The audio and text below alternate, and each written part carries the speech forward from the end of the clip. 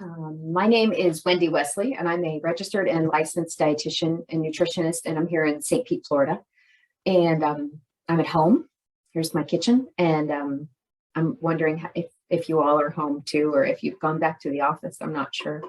But today, with the rising COVID cases, I think we're thinking again about what kind of foods can we eat to bolster our immune system or nourish our immune system. And everybody's heard of vitamin C as a way to nourish or bolster your immune system. And there's a lot of science that supports that absolutely backs that up. So I am going to make two recipes today, and they are both, I'm using cruciferous vegetables.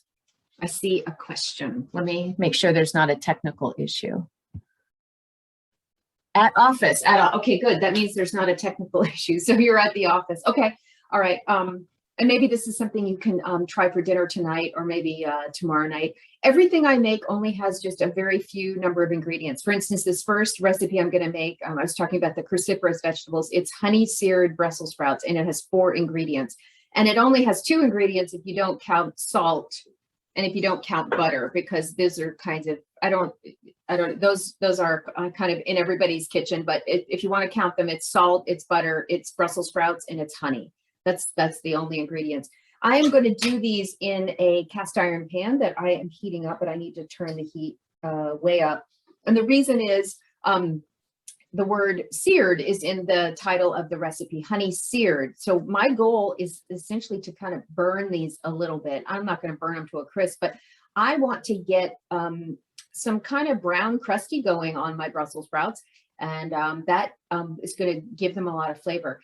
I was just talking to somebody this morning about when we were kids, our parents' mom with vegetables, we didn't really know about roasting or searing with vegetables. So when we had Brussels sprouts, these babies were boiled, and it made the house smell to high heck. I don't know about you, but I remember my mom boiling Brussels sprouts in the house, and that when they're cooked, when they're boiled, it breaks down these sulfur compounds, and sulfur is released into the air. And that's why you might smell that kind of rotten egg smell or that well water smell. That's sulfur.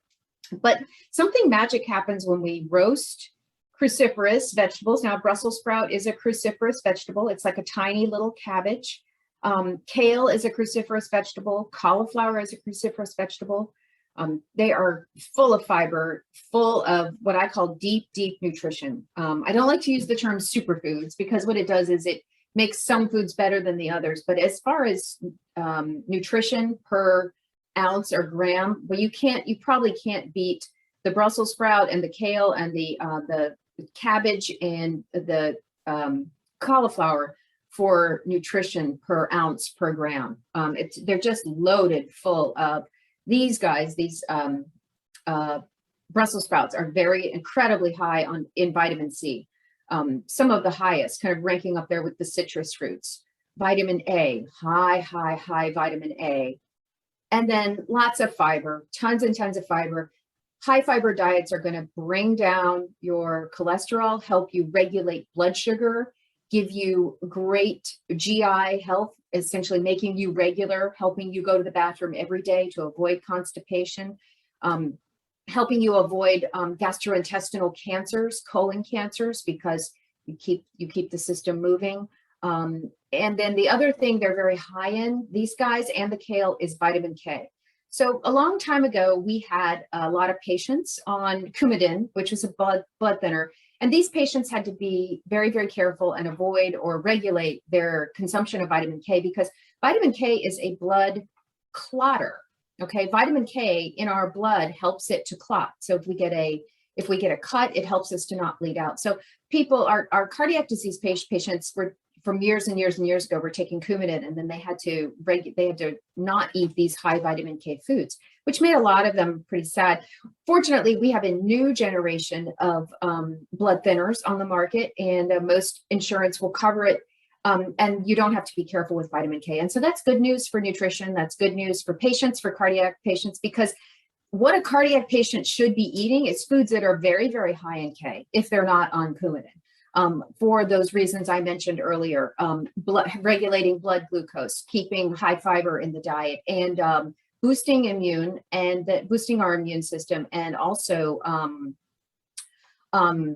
giving us these vitamin A and vitamin C, and lowering cholesterol because of that fiber. So yeah, these kinds of foods are recommended.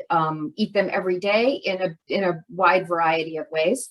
And I can't say enough good things about the cruciferous family of vegetables. And as far as cabbage is concerned, you may notice that cabbage comes in all different, comes in purple, it comes in dark green, it comes in lighter green. Eat all of it. There's no one cabbage that's better than the other. You've heard the term eat the rainbow. There's a lot of science behind eat the rainbow, which means that the more colors you can get into your diet, the healthier you will be, the better chance you'll have to fight cancer, because all of those colors bring antioxidants, and antioxidants help remove free radicals, and free radicals are the things that cause cancer. So when you're eating fruits and vegetables of a wide variety of colors, eat all the colors, you can better your chances from developing cancer. And also there's a lot of science that links high color, high fruit and vegetable consumption to lower rates of Alzheimer's and dementia. So fruits and vegetables, I can't say it enough. So my pan here, this is my cast iron pan, and it is getting nice and hot. And I like to cook in cast iron because I can get to a very, very high temperature. I'm going to be able to get the sear on these Brussels sprouts. And also, interestingly, if you cook in cast iron, the iron from the pan will leach into the food. And that's a good thing, because many of us are might have anemia, and we need to figure out ways to get more iron into our diets. Now, iron is that thing that carries oxygen throughout the blood. We need lots of iron to carry that oxygen throughout the blood, to keep our brains fresh and keep energy levels high. So if you have low energy, it may be because you are anemic and you need to get more iron into the diet. I mention iron in these Brussels sprouts, also very, very high iron foods. So stop talking, get cooking. I know. When you are cutting foods that are very high in fiber, and that includes our kale and that includes our Brussels sprouts, you have to use sharp knives. Now, this is not an expensive knife. It's a Victorinox, and it cost me $30.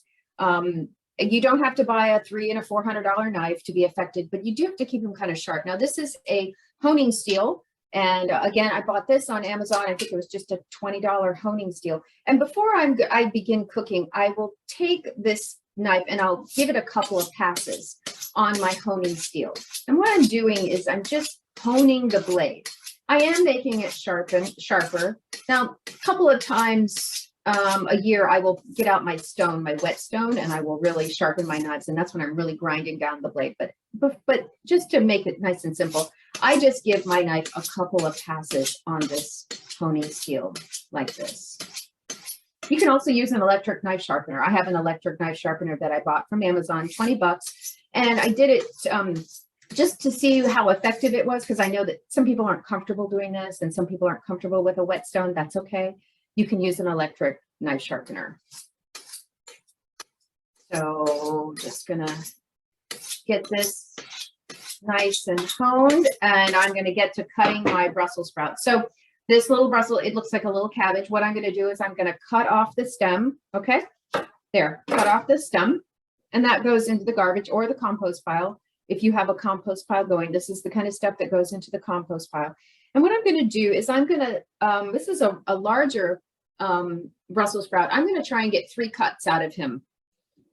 And what I'm doing is I'm cutting across, not down the middle. You could do down the middle, but I just prefer, I have better control when I cut them kind of like this, along with where the stem was. So the stem was here, I'm gonna cut them horizontal to the stem.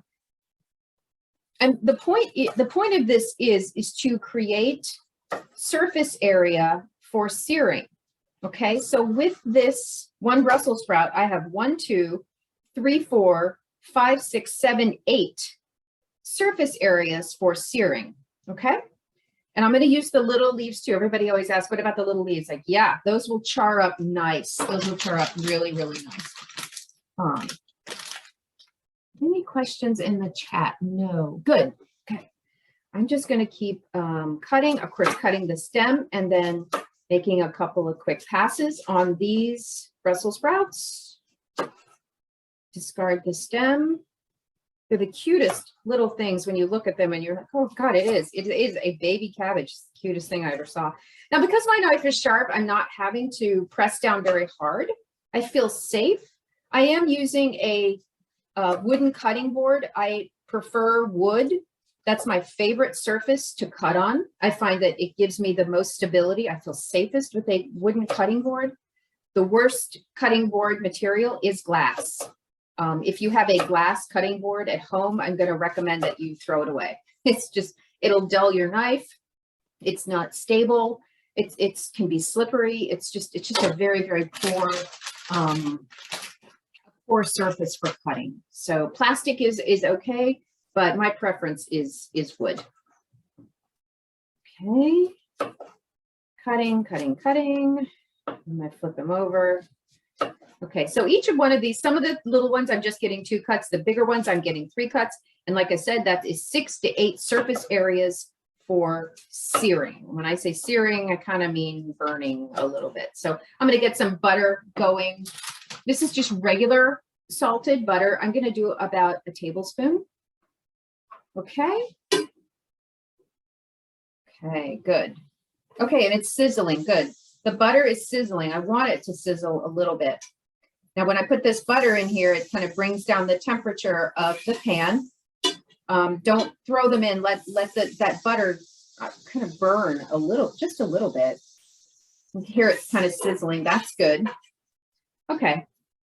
And I'm going to get these Brussels sprouts going in this pan. Just dump them in. Okay. And don't you hear that popping? That's a good pop. That's a good sound. That is things searing. Whoops. A couple of the leaves are popping out. I'm going to get just a few more going in here. Now, I don't want to put too many in this pan because what will happen is they will layer, and you don't want that because you want every surface area to be touching the pan because you want that sear. And then don't move them around. As Bobby Flay said, I stole this from him, let the pan do the work. Let the pan do the work. So I'm not going to fuss them. I'm just going to let them kind of sit in here and sear around. Now I'm going to finish these with honey. I have also made these finished with balsamic vinegar, which is just another really fantastic way to enjoy these. Now, the reason I use honey or the balsamic vinegar is it just kind of mellows them a little bit because they are cruciferous.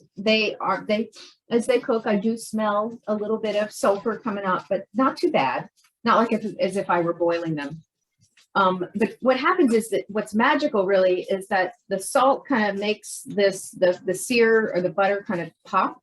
And then this honey will just kind of mellow everything out. And plus, kids love something sweet. So if you're trying to introduce your kids to, vegetables, this is a great way to do it. You might want to introduce your kids to this with balsamic vinegar because vinegars that's more for an adult palate, especially as kids are just kind of getting used to vegetables. So this is a great way to introduce them to a vegetable, and there's just a hint of sweet. So I do recommend this one for kind of a first timer for vegetables with kids.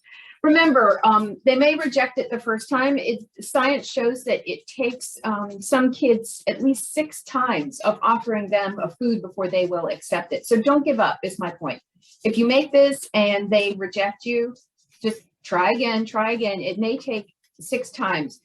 That effort, you will be glad for that effort because then you'll have a kid, a young adult, and eventually an adult who will be a vegetable eater. I wanted to give up too soon on my son, but my ex-husband, he pushed and he pushed and he pushed.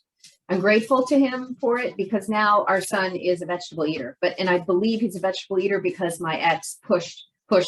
He didn't give up. I was ready to like throw in the towel because I was tired of the crying and the wailing. But my ex was right. Keep pushing. You want to, if you can, bring up children that will enjoy vegetables. If you want them to have a healthy life and then avoid chronic disease of cardiac disease and diabetes, is the way to do it is through fruits and vegetables. So these are getting nice and kind of seary. burned. And let me grab my spatula. And let's see how we're doing. Oh, good. See, we're getting the brown, which, oh, good. We're getting the brown, which is nice.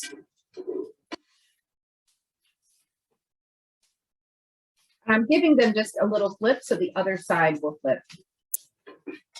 If you have diabetes, cruciferous vegetables are one of those things that are incredibly low in carbohydrates. There's almost 0 carbohydrates in here. So we're not going to use a lot of honey, maybe 1 or 2 tablespoons. So it's really not a lot for the whole dish. So this is going to be a very, very low carbohydrate food that you can enjoy in greater abundance because the carbohydrate load is so low. In fact, most vegetables are, when I work with people with diabetes, I don't even have them count the carbohydrates in vegetables because it is so low, and the benefits of vegetables are just so good. Plus all the fiber in vegetables helps regulate that blood glucose, helps it bring it up nice and slow, bring it down nice and slow, because the gut has to cut through all of the fiber that's in this food. Okay. Going to cook for a little bit longer, get some more burn on these babies. Last Christmas, I made these with a finish of balsamic vinegar and took it to a party. It's a big hit, real big hit. People really, really liked it a lot. As far as the care of cast iron, a lot of people report to me that they're kind of intimidated by cast iron. They kind of don't know what to do with it, and they're like, oh, I don't know how to wash it. I don't know how to store it. And I will say it did take me a while to learn to cook with cast iron. My grandmother was a big cast iron cooker from the South, and it's just was something I just always wanted to know how to cook with cast iron, and I absolutely love it. And then when I learned that the iron from the pan will leach into your food, that's another good thing. Just never ever use soap. And if that kind of skews you out, then maybe cast iron's not for you, and that's okay. But you just clean it with hot water and a scrubby, and just to get kind of the bits off, and then you just dry it with a paper towel. That's it. Mine was getting to be a little sticky, or not sticky, but it was starting to lose its nonstick surface. And that's the whole thing. The cast iron is the original nonstick pan. This is what people back in the day before Teflon used for nonstick cooking. Because if you get a cast iron pan hot, it is essentially like a Teflon surface. It's a no stick surface. So mine was getting some patches where it was kind of sticky. So it was like a hot day last month, and I put a little oil in it, and I put it out on my patio in the like noontime sun, and I just let that oil kind of cook in the sun. Essentially, the sun just kind of cooked into the cast iron, and that's how I reseasoned it. It can be done in an oven, like a 500-degree oven.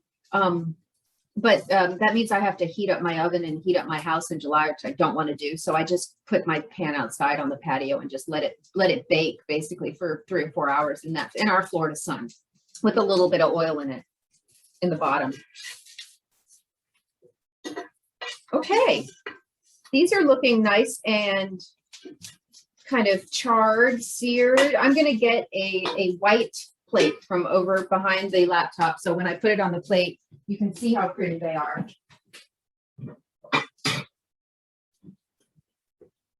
And I haven't added any salt. I am going to add a little bit of salt. This is just regular old iodized table salt, just a little bit. Maybe that was a half a teaspoon, not much, because there is salt in the butter.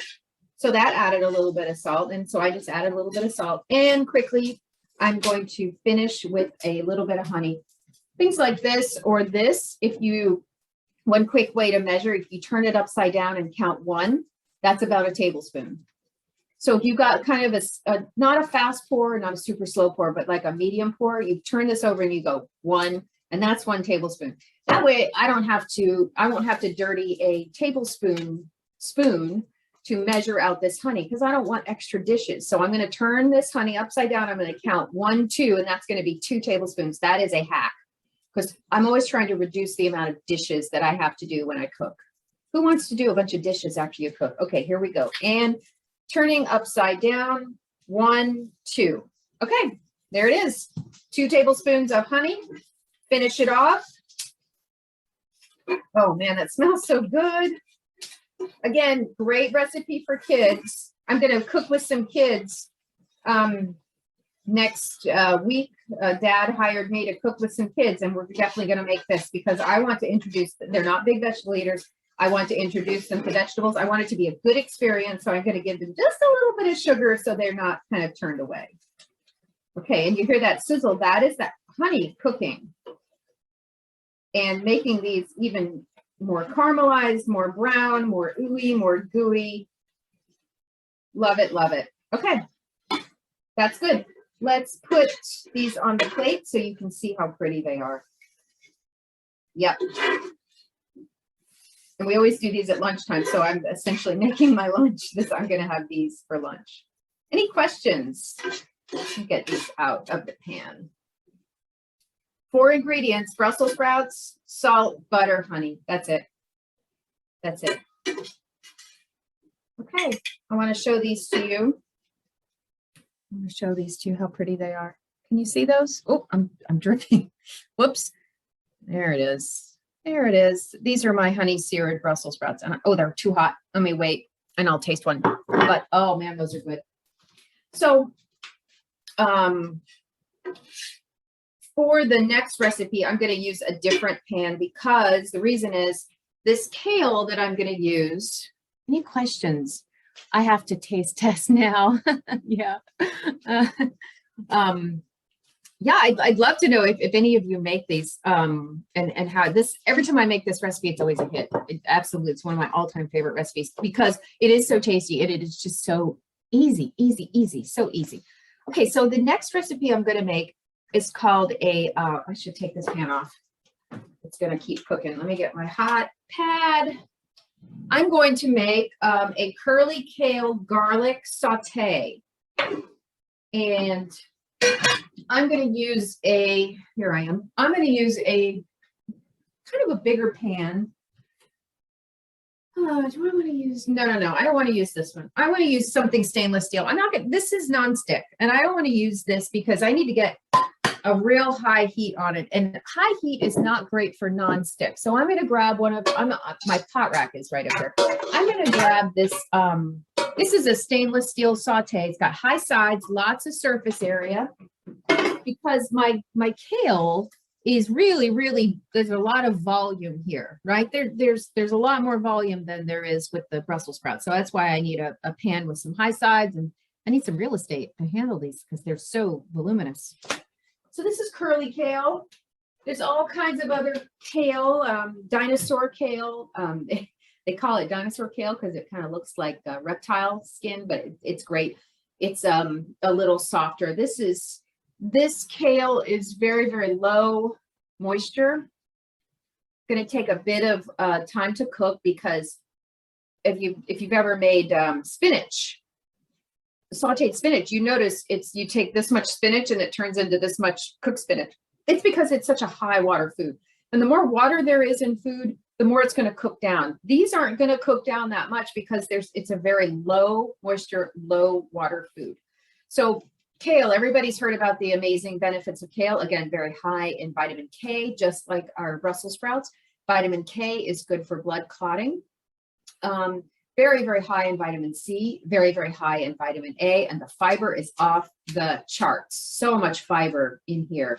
I always say that if you're not chewing, you might be driving chronic disease, meaning that high fiber diets are foods that require lots and lots of chewing, mastication.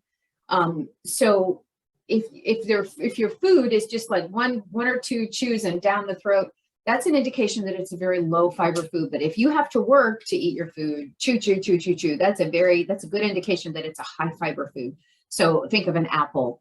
An apple is a very high fiber food, requires, lots and lots of chewing. So, okay, I'm going to get this kale going. Going to cut off these stems. Again, these will go in the compost pile if you have one going, just like the stems of your Brussels sprouts. This stem in this kale is pretty fibrous, kind of almost woody, and I don't want it. So I'm going to cut it right out. So I've cut this.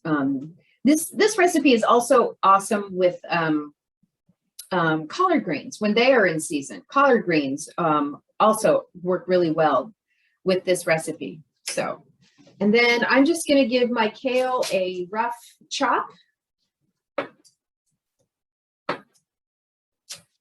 Careful not to cut my fingers. Again, these very high fiber vegetables will dull your knife, so you do need to try and keep your knives as sharp as you can. Okay, that's good. Let me do some more. Oh, here's a pretty one. Again, cutting the stem, getting rid of that high fiber, that woody kind of fibrous stem. Going to get rid of the middle stem. Again, too fibrous for my taste. I don't want it. Plus, it'll take longer to cook than the leaves, and then I will have uneven cooking, and I want everything to kind of finish at the same time. So that's why I've got rid of the stem.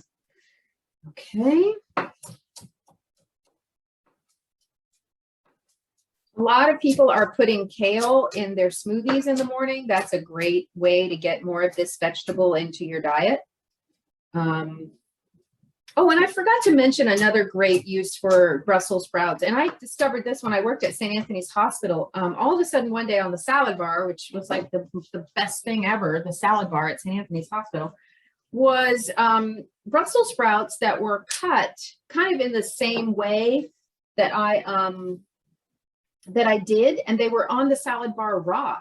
And then when you eat them raw, they don't have that kind of sulfury taste, and they added this great crunch to my salad.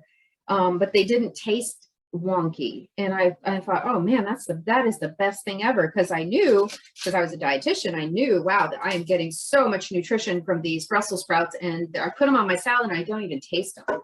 They just provide crunch, which, you know, salads sometimes need a little bit of diversity, a little bit of, you know, texture. You don't want everything to taste the same. You want things to have different textures in a salad. And that's what makes a salad kind of fun. Okay.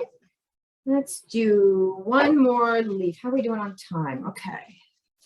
Any questions? Do you need to massage kale before cooking, or is that just for eating it raw?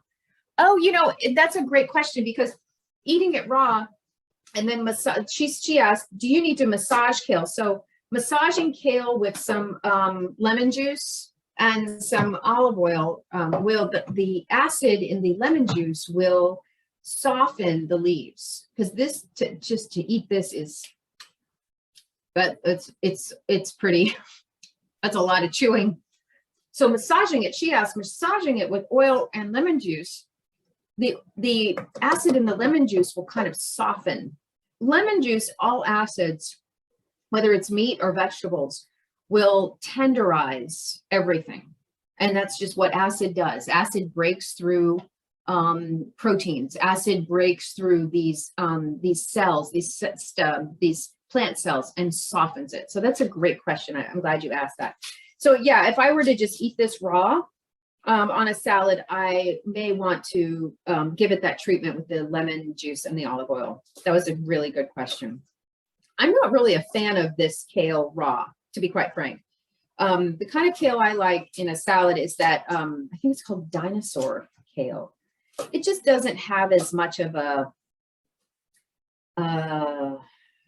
bark like, I mean, kale's a tough one to love sometimes, this variety, which is why I have come up with this recipe. Okay, this will be the last one I do, getting rid of the stem. Any other questions? Let's see. Oh, same, thank you. Okay, cool. Yeah, I'm glad you asked that question. On another cooking thing I did, we were talking about sodium, and someone said, well, how do you tenderize chicken without sodium? Because the topic was about sodium and reducing sodium. And I remembered my recipe for butter chicken, which is an Indian dish. And I use yogurt to soften. So you put the raw chicken in the yogurt all day, just let it sit there all day in the fridge. And the acid in the yogurt will soften or tenderize that chicken. And then when you go to cook it, oh my God, it's beautiful. It's really, it's just almost fork tender. You don't even have to use a knife because the acid in that lemon has tenderized that chicken. Okay, so what makes this recipe interesting or different? And I'm not one for kind of, you know, special ingredients or esoteric kind of ingredients, but this is one that I've absolutely fallen in love with, and it is called roasted sesame oil. Okay, and these are, it's oil made from sesame seeds, but the difference is that the sesame seeds have been roasted. So when you smell it, it's almost like a campfire. It's just got I wish you could smell it. It's just the best thing, the best smell. It lends this great unique taste to the food. So I'm going to start with olive oil in the pan. 1, 2, 3. That's about 3 tablespoons. And let that go. So the way you know your oil is nice and hot is how fast does it move across the surface of the pan. This oil is moving pretty fast across the surface of the pan. If it moves slow, then it's might not be ready. But I'm telling you what, this oil is moving nice and fast across the surface of my pan. So I think it's ready to go. So that was about 3 tablespoons of this oil. And I'm going to add just about a tablespoon of this toasted sesame oil. 1, okay? And that's going to give this kale this kind of interesting Asian flavor. All right. And into the pan goes the kale. And you hear that? Woo! You hear that sizzle?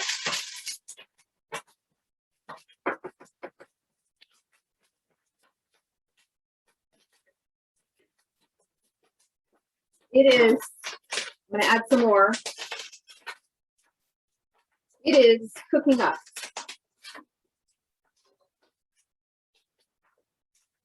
In this wonderful, wonderful sesame oil. It just gives it this interesting thing.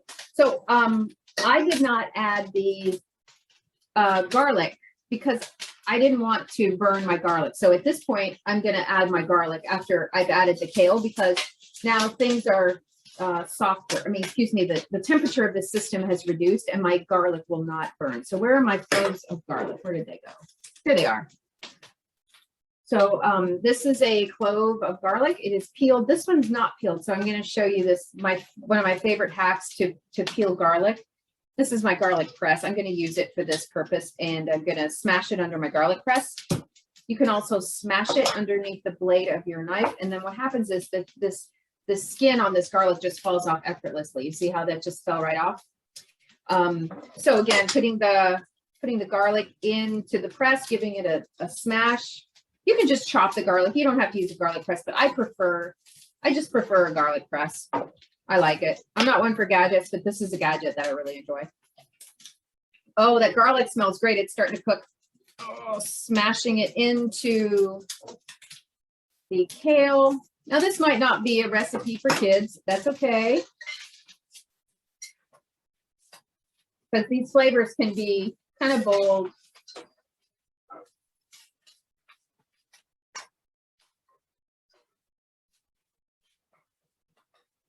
Okay, cooking around the kale.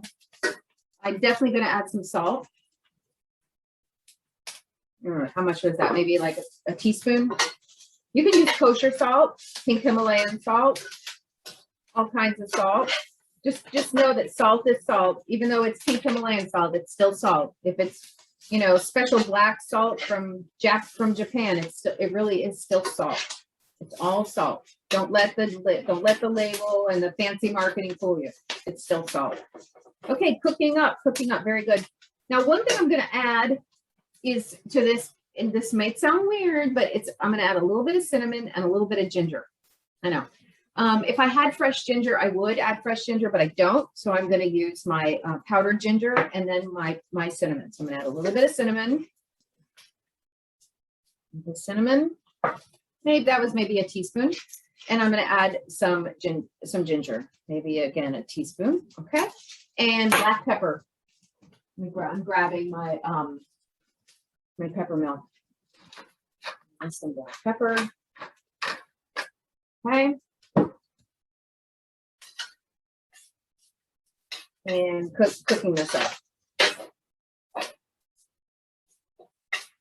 Now the cinnamon will mellow this kale.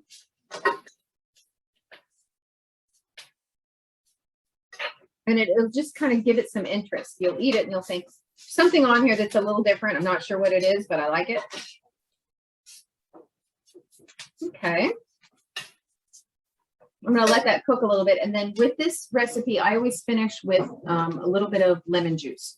Lemon juice is something, again, that will kind of add some brightness to the kale. The lemon juice will mellow it, but it'll also add some brightness to the kale. But I'm going to wait for the end and just let this keep cooking.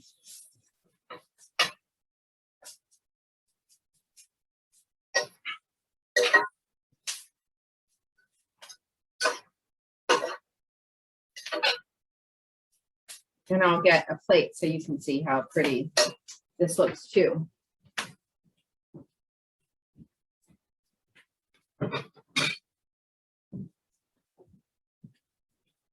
Okay.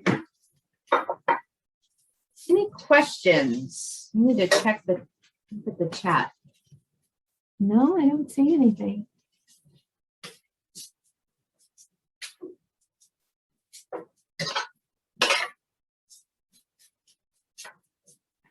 Okay, and then just going to finish maybe with a tablespoon of lemon juice. Again, this is just kind of a regular spout. This is, please don't kill me. This is bottled lemon juice. I forgot to get a lemon at the store. When I went to get the Brussels sprouts and the kale, I said, get a lemon, get a lemon, get a lemon. And I was so focused on getting this toasted sesame oil that I completely forgot to get the lemon. So I always keep this stuff in the fridge just for emergencies, just like that. So I always have it. This is a staple ingredient. Lemon juice is always in the house because you just never know if you're cooking what you're going to need. And if you don't have a fresh lemon on hand, it's okay. It's okay. Don't, please. When you have a well-stocked kitchen and refrigerator, you can make all kinds of things. But if you don't have these basic ingredients, and there's a lot of basic, the majority of what I have in front of me is a basic ingredient. Honey. There's always honey in the house. There's always sugar in the house. There's always pepper, of course, pepper and salt in the house. There's always butter, and just lemon juice. There's always peanut butter. There's always rice.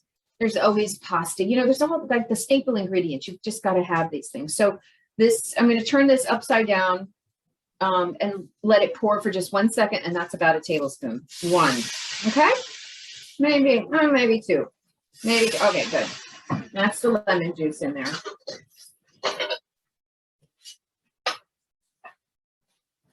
Again, that lemon juice is just going to make it a little brighter, a little lighter.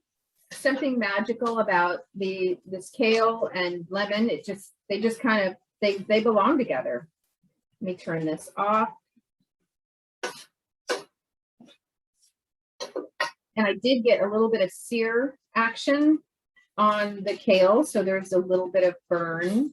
It's okay. A little bit of burn going on. And putting this on the plate.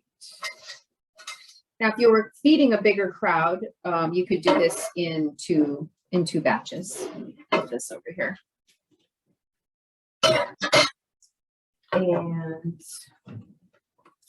grab a fork. So I think I'm going to eat the Brussels sprouts first. What are you all having for lunch? Just curious. What are you all having for lunch? Anybody? Or I'd love to hear what you've heard in the media about, so I love this dish. It's one of my favorites. What have you heard in the media about foods that are, that will help with your immune system, bolster your immune system? I'd love to hear what you're hearing. Leftover tilapia. She's having leftover tilapia, rice, and green beans. Very good. What's that leftover from the evening? Probably leftover from dinner. So I'm curious to know what you've heard in the media, foods that you should eat to bolster your immune system, foods that you should stay away from. I get this question a lot, and essentially my answer is the same over and over again, is that you should just do your best to avoid processed foods as much as possible. Processed foods bring very, very little nutrition, very little fiber, very, low amounts of vitamins, minerals, antioxidants. And I am chewing up a storm because these Brussels sprouts are so high in fiber. So I can tell,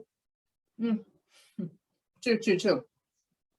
I can tell that I'm eating a very, very high fiber food because I am still chewing. Like I said, foods that are very, very low in fiber, 1 or 2 chews and down the gullet they go. Anything. Orange juice. Oh my gosh, yes. I'm sure that I wonder if orange juice sales have increased because of the connection of vitamin C to orange juice. I typically recommend that even children not drink juice. I recommend that people eat their fruit and not drink their fruit because the vast majority of the juice in our grocery store is really colored sugar water. And I find that people who drink juice often are developing diabetes or are experiencing some weight gains that they may not want. And I think that juice tastes great. It's highly palatable, but juice has the same amount of sugar as Coca-Cola and as sweet tea. So if you think you're drinking, you're drinking juice and you think you're really doing a good thing for yourself or your kids, you may just be drinking a lot of sugar, which really isn't helping you at all. I'd rather see that you get your vitamin C from food that you eat.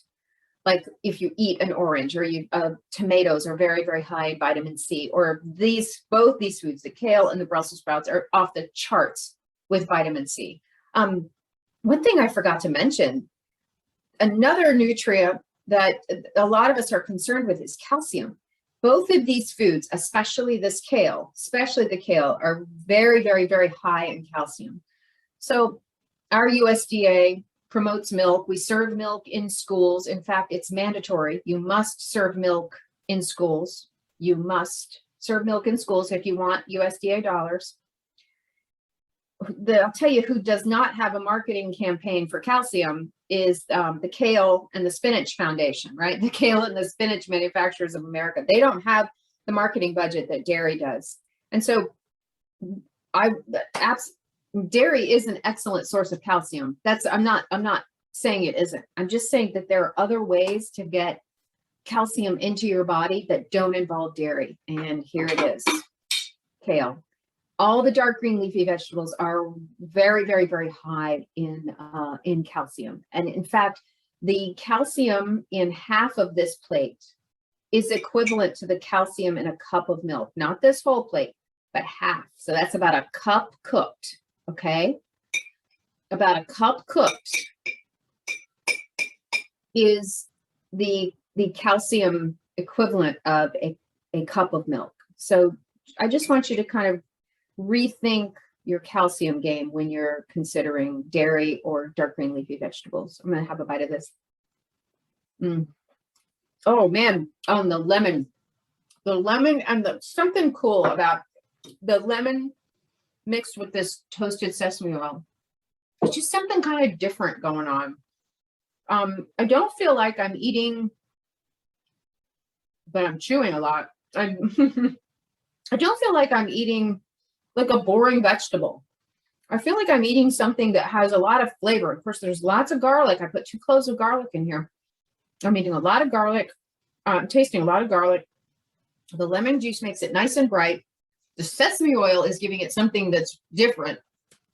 That is, what is that? So this is, again, one of my favorite recipes. I haven't made it since last summer and I forgot how much I like it. So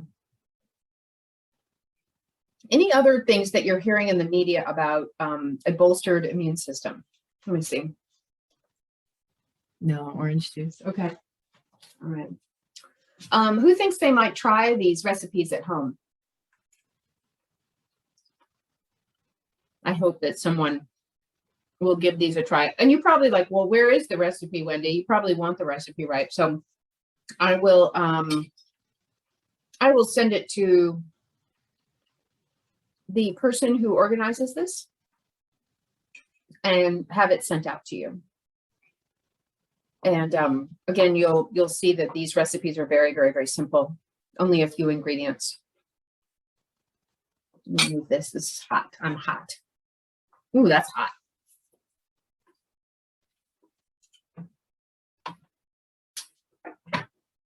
Any other questions? Getting up to About the hour. normally I'm not done this early, so I'm thinking of other things I can talk to you about. Okay, I know one thing I want to show you. This. So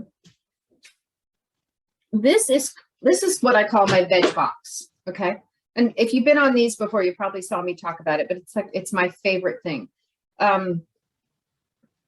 I keep. This is just, I bought this and there was salad in it and I ate the salad and but I actually bought it for this container. The reason I bought it is because of its size, nice and big. The other reason I bought it is because it's clear.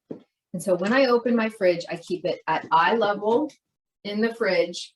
And I open my fridge and every time I open it, I think, okay, I got a tomato in here that is, I need to eat because it's going bad. I've got some green onions in here. I've got some cilantro in here and I've got some romaine lettuce in here. And I probably need to make sure I eat these tonight for dinner before they go bad because I don't want to waste my money. So I will likely not put my Brussels sprouts in my wet veg box because Brussels sprouts are a very, very low moisture food, and they're not going to dry out the way, say, this romaine is. See, in this box, I have some romaine. Now, romaine is a very, very high water vegetable. And if I just put it in the refrigerator, it will get, it'll just turn into, it'll dry out because the refrigerator is a dry environment. So I keep this cilantro and green onion and tomato and this romaine in my wet box. Now, what's in the bottom of this box is a wet or damp kitchen towel. And through the process of diffusion, the water in the kitchen towel is constantly, it's moving from a place of high concentration to a place of low concentration. That's what diffusion is, from low to high. And it's keeping my romaine lettuce nice and what we call turgid. So it's keeping lots of water inside the cell walls of this romaine. And if you can hear it, it's nice and crisp. You can kind of hear it crunch. It's nice and crisp. Same with this cilantro. I bought this cilantro 4 days ago and look at it. Look how pretty it is. Nice and fluffy and full of water. It's because I'm keeping it in my wet veg box. So my kale, I'm not going to put it in my veg box because kale, like I was saying earlier, it's a very, very low moisture food. There's not a lot of water in this kale. And as a result, it doesn't really need to take up space in my veg box. What I'll probably do is just put it in a plastic bag, just to kind of protect it from the dry environment of the refrigerator. And that's how I'll store it. I'll just kind of keep it in a plastic bag. I won't put it in my wet box. And then with these Brussels sprouts, this is just a bag of Brussels sprouts that I just picked up, $1.50 for this whole bag of Brussels sprouts. So, you know, so people say, oh, it's too expensive to eat healthy. And I always say, well, flip that script. Maybe it's just so cheap to eat unhealthy food. Because really, when you think about it, healthy food is not that expensive. It's just that unhealthy food, healthy food has a hard time competing with unhealthy food. Because you can go to the McDonald's and do the dollar menu. It's hard for Brussels sprouts to compete with the dollar menu. It really, really is. But this bag of Brussels sprouts was $2. So, and then the kale, this big, big bunch of kale was $2. So it's not really, I'm not spending a lot of money on these vegetables. The problem is time and often know-how to cook vegetables. And that's what I'm always trying to help people see, how easy it is to cook up vegetables and make them taste like something fun or gourmet or interesting without a lot of ingredients or any fancy equipment. I just had a saute pan or cast iron pan and then a saute pan and a few simple staple ingredients. And we turned these two dishes into something that's pretty special. So this is my favorite thing in the kitchen is my wet vegetable box. I used to throw away a lot of produce because I wasn't storing it right. And so now I'm storing it properly. And like I said, my vegetables are staying nice and fresh for much, much longer.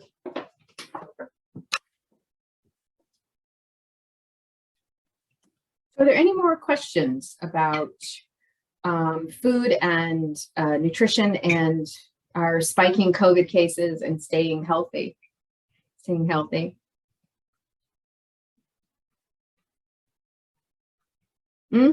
That is so delicious.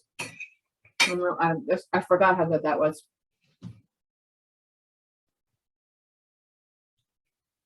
Well, if we don't have any more questions, I guess we can sign off, and I will get these recipes over to you. And I thank you very much for coming in today and listening to me make these 2 recipes and talk about fiber, minerals, vitamins, antioxidants. I'm still chewing. Remember, if you're not chewing, you might be driving chronic disease, diabetes, cardiac disease. Fiber, fiber, fiber. Can't say enough about it. Eat your fruit, don't drink your fruit. I didn't even talk about other plants like beans and legumes, nuts and seeds. Again, minerals, vitamins, protein, good fats, and fiber, all of those things. I'm not a vegan or a vegetarian. I do call myself plant majority. So try and make the majority of the food you eat plant-based. Try and find plant-based proteins from beans, legumes, nuts, and seeds in order to, meet your protein needs without eating, animal proteins. Nothing wrong with animal proteins, but animal proteins don't contain any fiber. They contain very, very low minerals, vitamins, antioxidants, where the plant proteins, nuts, seeds, beans, legumes contain lots of fiber, lots of protein too, but they also bring to your body minerals, vitamins, antioxidants that animal proteins don't. So, okay. With that, I will sign off if you don't have any questions, and I thank you for listening today.